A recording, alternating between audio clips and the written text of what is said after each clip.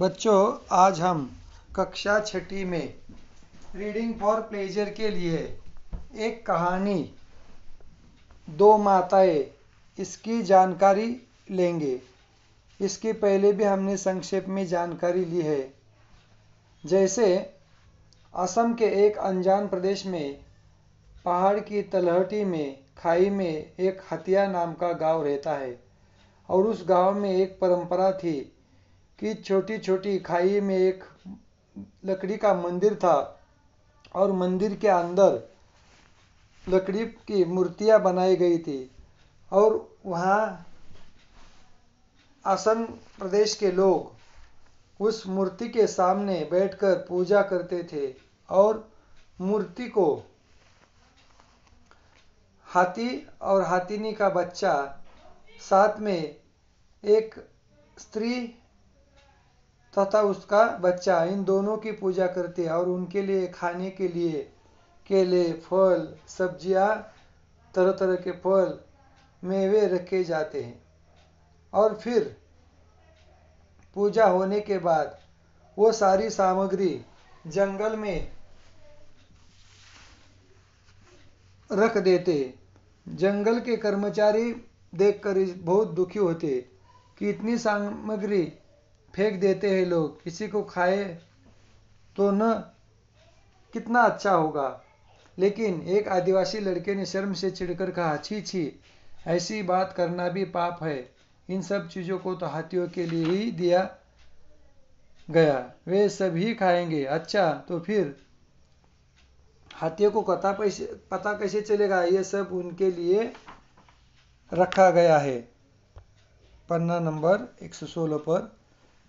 क्यों, घंटों की आवाज़ है ना। गाने बजाने की तेज आवाज़ सुनते ही वे सब पहाड़ की तलहटी से इधर निकल आएंगे।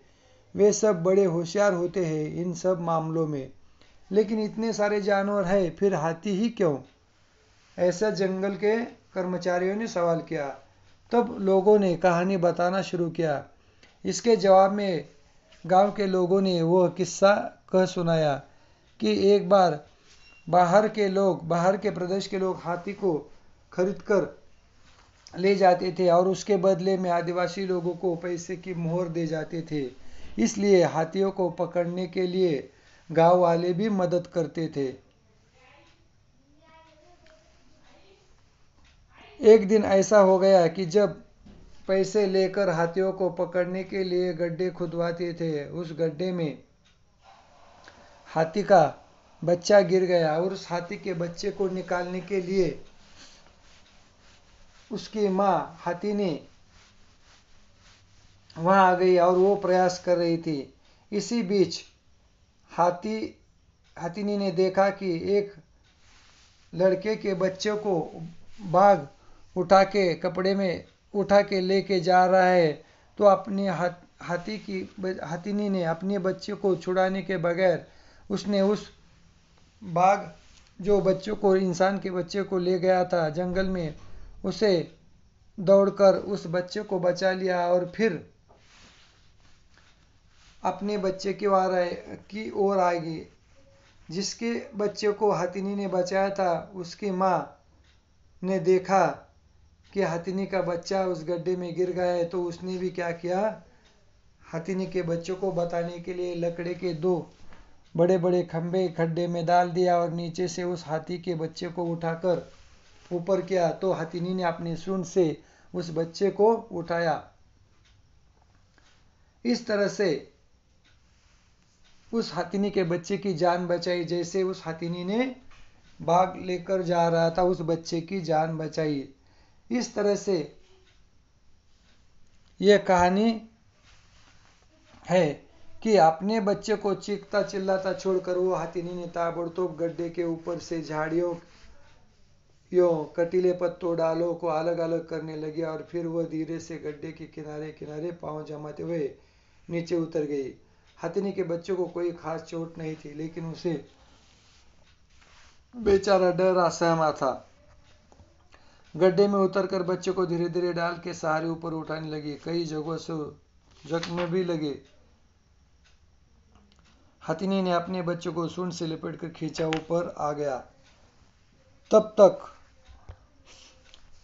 भोर हो चुकी थी, यानी दिन ढल चुका था। हाथियों के दल को भगाकर मुखिया गांव के अन्य आदमियों को साथ जब घर लौटा तो बाघ के पैरों के निशान देखकर दंग रह गया। उसे समझने में देर नहीं लगी कि डोरी, रस्सा, कुदाल, बर्छा लेकर कई आदमियों के साथ वो जंगल में घुसा। जंगल में पहुंचते ही जो दृश्य सामने आया उसे देख वे सब अवाक रह गए। हाथिनी का बच्चा अपनी माँ हाथिनी से चिपका खड़ा था। माँ हाथिनी अपनी सूंड से बच्चे की सिर पर फेर उसे प्यार कर रही थी। उसी जगह उस बच्चे की स्त्री भी अपने बच्चे को सीने से लगाकर बैठी थी। हाथ के औजार, रस्सी आदि सब फेंक कर गांव के लोगों ने हाथ जोड़कर झुककर जंगल के देवता को प्रणाम किया। मुखिया की पत्नी बच्चे को गोद में लेकर खड़ी हुई। हाथी ने अपने बच्चे के साथ जंगल की तरफ चली गई। मुखिया ने उसी समय सभी गड्ढों को भर देने का आदेश दिया। सौदागर को हमेशा के लिए भगा दिया गया और तब से फिर कब इस तरफ किसी ने हाथी पकड़ने की कोशिश नहीं की। तभी से प्रत्येक साल जाड़े के दिनों में खेत में फसल पकने पर हाथियों को नैवेद्य दिया जाने लगा। यह गांव वासियों का अपना तरीका था धन्यवाद कहने का। इस तरह से लीला मजुमदार ने ये दो माताएं कहानी लिखी है। इसका अध्ययन हमने किया। ए मानसी, अगं काय क्या हुआ? व्हिडिओ झाला नाही म्हणजे